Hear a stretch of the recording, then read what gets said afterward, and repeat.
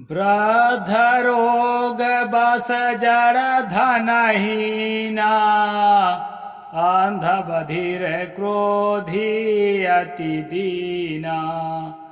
ऐसहु पति कर किए अपमाना, नारी पावो जमपुर दुख नाना। एक ही धर्म एक व्रत नेमा, काय वचन मन पति पद प्रेमा। पति प्रतिकूल जनमी है जाई, विधवा होए पाए तरुणाई। नमस्कार दोस्तों, मैं अविनाश दास रसनल कबीर यूट्यूब चैनल में आप सबका हार्दिक स्वागत करता हूं। साथियों, अभी हम मनुस्मृति पर चर्चा कर रहे हैं। आप लोग अचरज करते होंगे कि बीच में रामचरितमानस कहाँ से घुस आता है। साथियों, सबसे पहले तो मैं निवेदन करूंगा कि जो साथी सब्सक्राइब नहीं किए हैं चैनल को सब्सक्राइब जरूर करें और शेयर करके जन जन तक पहुंचाएं। दोस्तों, सभी ग्रुपों में सभी मित्रों में भेजें ताकि पूरे भारत को हम रैशनल और तर्कशील वैज्ञानिक सोच वाला बना सकें। हमारे अभियान दोस्तों जनहित का अभियान है।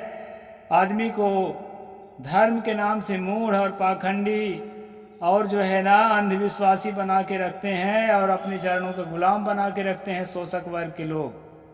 उससे बचाने के लिए हमारा यह चैनल है। इसलिए दोस्तों, इसमें भरपूर आप सहयोग करें और जन जन तक पहुंचाएं ताकि यह विचार जो है ना आगे सत सहस्त्रमुखी होकर के और भी चैनल पैदा हों और जो है यह काम हमारा सफल हो।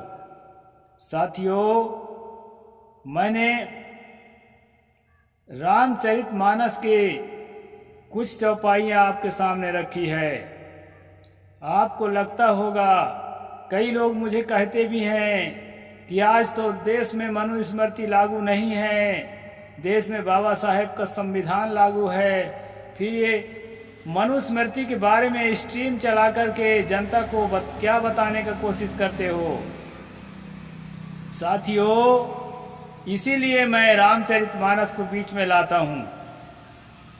रामचरितमानस एक ऐसी किताब है जो भारत के खासकर हिंदू कहलाने वाले लोगों के घर में और कबीरपंथी कहलाने वाले लोगों के घर में घरों घर इसकी चौपाइयाँ गाई जाती है। और इसका इतना गहरा प्रभाव है दिलो दिमाग के ऊपर कि इसके कारण कबीर पंथ के नियमों के विपरीत चलने के लिए लोग अपने आप को तैयार करते हैं। दोस्तों, अभी जो मैंने चौपाई पढ़ी इसका मैं अर्थ बता देता हूँ और फिर इसके बाद मनुस्मृति का श्लोक बोलूँगा तो आपको फिर पक्का हो जाएगा कि मनुस्मृति देश में लागू तो नहीं है, लेकिन मनुस्मृति हर आदमी के दिलो दिमाग में जो है सरल भाषा में सरल शैली में किस्से कहानियों के माध्यम से वो पढ़ाया जा रहा है और जो है जीवन में उसको फॉलो कराया जा रहा है। इसके कारण मैं चौपाई कभी कभी बीच बीच में रख देता हूँ। तो इसको आप जो है समझिए दोस्तों। यहाँ पर अभी हमारा जो है प्रसंग है पति और पत्नी के संबंध का। अभी मैं एक आध जो है श्लोक बोलता हूँ। अनृता ऋतुकाले च मंत्र संस्कार कृतपति सुखस्य नित्यम दाते परलोके च योत्सिसः। मंत्र संस्कार द्वारा प्राप्त पति ऋतुकाल में और अनृत काल में भी स्त्री को यहाँ नित्य सुख देता है और परलोक में भी सुख देने होता है। यहाँ पर बता रहा है ऋतुकाल और अनिऋतु काल। इसको भी समझा देता हूँ मैं अपने समझ के अनुसार। जो पीरियड आता है माताओं का, बहनों का, वो पीरियड को ऋतुकाल कहा जाता है और अन्य ऋतुकाल उसको कहा जाता है अन्य समय को। तो ये उस समय विज्ञान विकसित नहीं था दोस्तों, तो स्त्री पुरुष का संबंध जो है पीरियड काल में भी लोग बनाते थे। उस समय का ये लिखा हुआ है सब।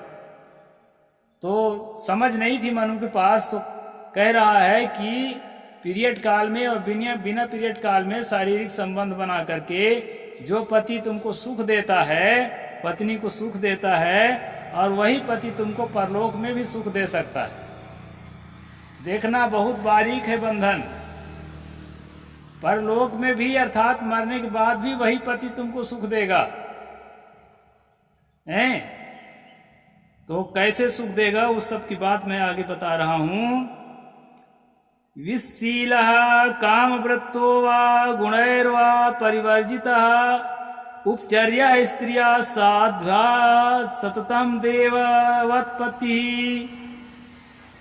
यदि पति अनाचारी हो या पर स्त्री में अनुरक्त हो, विद्या आदि गुणों से रहित हो, तो भी साध्वी स्त्री को सर्वदा देवता की तरह अपने पति की सेवा करनी चाहिए।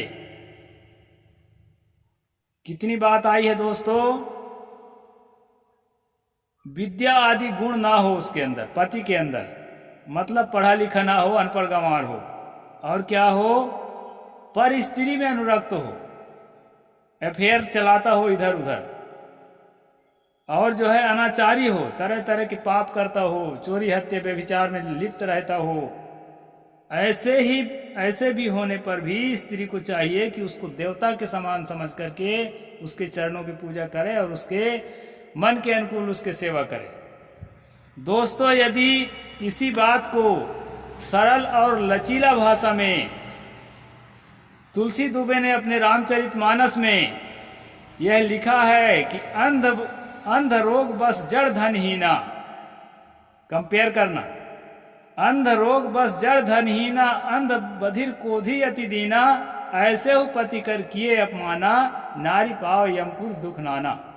अभी जो मैंने चौपाई बोला था, ठीक है ना। कहते हैं वृद्ध हो गया हो, यानी युवतियों के शादी वृद्ध बूढ़ों के साथ कर दिया जाता था, वैसा जमाना था।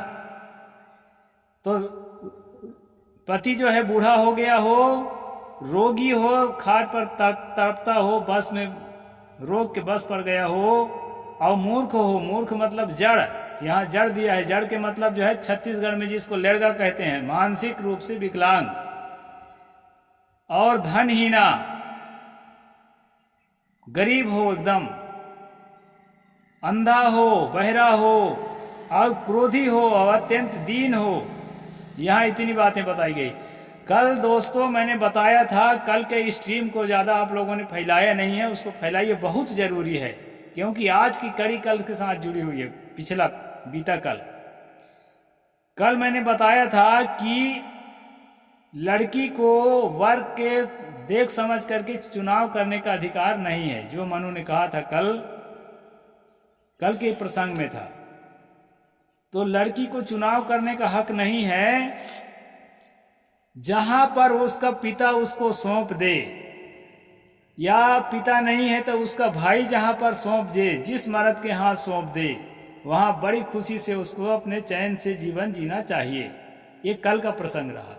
और आज का प्रसंग ये है कि वो वृद्ध हो, चाहे रोगी हो, चाहे निर्धन हो, अंधा हो, बहरा हो, क्रोधी हो, और यहाँ तक बेभिचारी हो, पर स्त्री में अनुरक्त हो, अनाचारी हो, तरह तरह के पाप कर्म करता हो, विद्या आदि गुणों से रहित हो, अनपढ़ गंवार हो, तो भी जो है सच्ची साध्वी स्त्री को अपने पति की सेवा करनी चाहिए। और नहीं तो नारी पाव यमपुर दुख नाना, मरने के बाद ना नाना तरह के दुख उसको मिलेगा, भगवान के घर जाएगी तो। अब पहली बात तो आपके दिमाग में थोप दिया गया है कि कहीं पर कोई भगवान होता है और उसके घर में आपको जाना पड़ता है मरने के बाद। आपको पक्का बहुत बारीकी से तार बुना गया है बदमाशी का। इसके बाद जो है आपको बताया जा रहा है कि वहां न्याय होता है, और वो न्याय में क्या होगा कि नाना प्रकार का दुख तुमको झेलना पड़ेगा अगर इस नियम का पालन, क्योंकि ये नियम भगवान का दिया हुआ नियम है। ब्रह्मा ने मनु को बताया, फिर मनु ने भृगु को बताया, भृगु आपको बता रहा है किताब पढ़ के। ये बात है। तो नारी पावयम पुर नाना। एक ही धर्म एक व्रत नेमा, काय वचन मन पति पत प्रेमा। स्त्री के लिए एक ही धर्म है, एक ही व्रत है और एक ही धार्मिक नियम है कि मन से, वचन से और कर्म से अपने पति के सेवा में जुटी रहे। मतलब जो है खरीदा हुआ बकरी की तरह जो है उसको जीवन जीना है। पति का मतलब ही होता है अपना मालिक, जैसे बोलते हैं ना राष्ट्रपति, सभापति, वहां तक का मालिक। आजकल जो नई लड़कियां जो है हस्बैंड कहने लगी है ना, तो जल भूंज गए हैं सारे जो कथावाचक लोग हैं और सारे कबीर पंथ में घुसे हुए जो बदमाश लोग हैं। वो कहते हैं ना ये पश्चात संस्कृति ले आ रहे हो, भारत में मॉडर्न हो रहे हो, भारत की संस्कृति को भुला रहे हो। मतलब इनका कहना है कि उसको पति माने, अपना मालिक मानो, तुम उसके खरीदी हुई बकरी बनी रहो। ये मतलब है। पश्चात संस्कृति में सब कुछ गलत है, हमारी बात सब कुछ सही है। इस प्रकार दोस्तों महिलाओं को उल्लू बनाने का काम ये संस्कृति कर रही है, जिसको जो है वैदिक संस्कृति कहा जाता है। कोई कोई सनातन भी कहता है, सनातन मनातन कुछ नहीं होता है। पति प्रतिकूल जन्मी है जाई, विधवा होए पाए तरुणाई। अगर वहां भगवान के घर जाओगे तो ना डंडा तो बजेंगे ही, खौलता तेल में डाले ही जाओगे, लेकिन जब वहां से फिर धरती में जन्म लोगे तब भरी जवानी में विधवा हो जाओगे। ये धमकियां हैं, और ये धमकी को जो है सत्य करके वही मानती हैं, खासकर सभी मानती हैं जो रेशनल नहीं है। इसलिए मैं रेशनल और तर्कशील बनाना चाहता हूं अपने लोगों को, अंधभक्त नहीं बनाना चाहता हूं। इसलिए विवेक जगाने के लिए मैं ये सब चीज आप लोगों को कह रहा हूं। बात को समझें और जन जन तक पहुंचाएं। तो आगे और क्या कहते हैं दोस्तों? हाँ आगे बढ़ते हैं। नास्ति स्त्रीणाम पृथग्यज्ञो ना व्रतम ना प्युपोषणम पतिम सुश्रुते येन तेन स्वर्गे महीयते। स्त्रियों के लिए ना अलग यज्ञ है, ना व्रत है, ना उपवास है। यहाँ मनु कह रहे हैं स्त्रियों के लिए कोई यज्ञ नहीं है, कोई व्रत नहीं है, कोई उपवास नहीं है। आपका आदमी कह रहा है भाई, और आप ही लोग जो है स्त्रियों को ये तीजा उपवास है, ये पोरा उपवास है, ये जीवतिया उपवास है और क्या क्या उपवास है, छठ उपवास है और हर छठ उपवास है, अब क्या क्या उपवास में आप उनको झोंके जा रहे हो। और आपका गुरु महाराज कह रहा है कि स्त्री के लिए कोई यज्ञ नहीं है, कोई व्रत नहीं है, कोई उपवास नहीं है। और आपके गुरु महाराज का छोटा गुरु महाराज तुलसी दुबे है ना, वो भी कह रहा है, अभी मैं पढ़ ही चुका हूं, एक धर्म एक व्रत नेमा, काय वचन मन पति पत प्रेमा। पति के चरणों में प्रेम रखे मन से, वचन से, कर्म से। उसके लिए कोई उपवास नहीं, कोई व्रत नहीं, कोई त्योहार नहीं और कोई पूजा पाठ नहीं। ये दोस्तों मैं नहीं कहता कि पूजा पाठ में जाओ, मैं तो पाखंड से बचो कहता हूं। पूजा पाठ, व्रत, यज्ञ, होम, ये जितने बनाए गए हैं ना, ये जो है पेट धंधा एक वर्ग विशेष का, इसमें कुछ नहीं रखा हुआ है, केवल धोखा है। उससे मुक्त हो, लेकिन साथ साथ इससे भी मुक्त होना है कि पत्नी को चरणों का गुलाम समझना। अरे वो आपका जो है जीवन साथी है, उसको जीवन साथी समझो। कई घरों में मैं जाता हूँ, किसानों घरों में, ज्यादातर किसानों के घरों में जाना होता है। भीतर से मेरा दिल रो पड़ता है, लेकिन मैं करूं क्या? पकड़ के तो किसी को नहीं सुधार सकता हूं। दिन भर खेत में खुद मेहनत करेंगे, महिला भी खेत में मेहनत करेगी, दिन भर बराबर का मेहनत करती है दोस्त। और वहां से आने के बाद ना कोल्हू की बैल की तरह महिला को फिर फंसा देते हैं। बर्तन मांजो, ये करो, वो करो, आगी सुलगाओ, कोई मेहमान आ गए तो साहब जी आए तो एक कप चाय बनाओ, तो दूध गर्म करो। उसको कोल्हू की बैल की तरह बनाएंगे। आपके काम में खेत में वो मदद कर सकती है, लेकिन आप मदद नहीं करेंगे। घर में बेटी है तो बेटी को कहेंगे, ए बेटी तेरे को ससुराल जाना है, साहिब आए हैं, पानी पानी लाओ। और वहीं बगल में बेटा बैठा है उसको नहीं कहेंगे। दोस्तों, इन चीजों को देखकर मुझे बहुत पीड़ा होती है, लेकिन मैं अब कहूं तो कहूं क्या। जो भी बात को समझ रहे हैं वो सुधार करें। मैं नहीं कहता हूं कि महिला को सिर पर चढ़ा कर आप पैर पर उतर जाओ, पैर पर कोई मत उतरो। एक इंसानियत को, एक मानवता को, एक मानवीय संवेदना को समझो। हर आदमी के अंदर सुख की चाहना है। कोई नहीं चाहता कि मैं घसीटता रहूं, स्त्री हो चाहे पुरुष हो। तो इस पीड़ा को आप लोग समझिए। आपकी पीड़ा है, आपके घर की बहू की पीड़ा है, आपके घर की बेटी की पीड़ा है, आपकी पत्नी की पीड़ा है। वो आपका एक फैमिली मेंबर है, वो कोई खरीदी हुई नौकरानी बकरी नहीं है कि कुत्ता नहीं है, कुत्ता खरीद के लाते हैं आप लोग, उस प्रकार का नहीं है। वो मनुष्य है।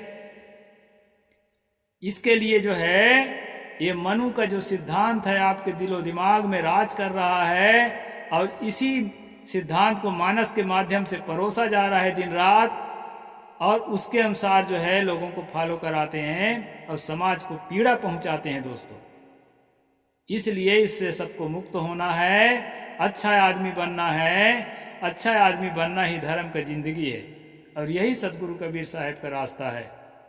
मैं कई बार कह चुका हूं कि पंडित देखो हृदय विचारी को पुरुषा को नारी सहज समाना, घट घट बोले वाके चरितनुपा, वाको नाम का कह लीजिए ना वाके वर्ण रूपा। जो आत्मसत्ता, जो कॉन्शियसनेस, जो चेतना है, जो दुख सुख को जानने वाली सत्ता है, वो सबके धड़कते दिल में एक समान अनुभूति कर रही है। इसलिए किसी को पीड़ा पहुंचाने के लिए, किसी को गुलाम बनाए रखने के लिए, कई घर तो मैं यहाँ तक देखता हूँ कि अगर घर में महिला नहीं है तो पुरुष लोग भोजन करते हैं और थाली को वैसे ही छोड़ के चले जाते हैं। जब वो आती है खेत से तो उसको थाली को मांजती है, अब ये कुर्सी में बैठ के मौज करता है।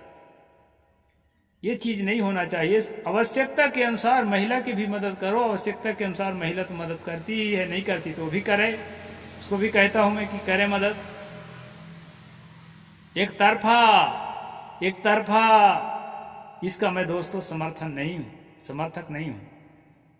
इसलिए जो है इस चीज को आप लोग समझिए, और महिला को भी बराबर हक है कि अपना जीवन साथी चुनने के लिए माता पिता उसको जबरदस्ती नहीं थोप सकते हैं, अपने हिसाब से वो भी चुन सकती है। ब्रह्मचर्य से रहना चाहे तो हमारे जैसे ब्रह्मचर्य से भी रहे, बहुत सारी साधवियां रहती है, और काहे को जंजाल में फंसे। अब एक जंजाल तो रहेगा भाई, समाज सेवा के जंजाल जैसा हम कर रहे हैं। इस मार्ग में इतना काम तो करना पड़ेगा, क्योंकि समाज की रोटी खाते हैं, कपड़ा पहनते हैं, बिजली पानी का उपभोग करते हैं, तो इतना तो करना पड़ेगा। तो इस मार्ग में भी जिसको आना है तो आ सकती हैं, उनके लिए दरवाजा खुला है, और जो है उनके लिए अलग विभाग है। हमारा कबीर पंथ पारक सिद्धांत एक ऐसा सिद्धांत है दुनिया में जो महिलाओं के विभाग को महिलाएं संभालती हैं और पुरुष के विभाग को पुरुष संभालते हैं, और समाज सेवा सब मिलजुल कर एक समान करते हैं। तो दोस्तों, ये मनुस्मृति और रामचरितमानस में जो है मानवता में जहर घोलने का काम किया है, इसको मैं उजागर करके आप लोगों के दिलो दिमाग में एक सफाई के, सतगुरु कबीर साहब ने कहा था ना, अमृत केरी पी पूरिया बहुविद्धि ना छोर, आप सरीखा जो मिले ताई पिया वो घोर। तो ये अमृत की पूरिया घोल घोल कर आपको पिलाना चाहता हूँ दोस्तों। तो आप सब लोग इसको पिए और इस वीडियो को आगे बढ़ाएं, अन्य लोगों तक पहुँचे और जागृति में मेरा सहयोग करें। साहिब बंदगी, जय जोहार।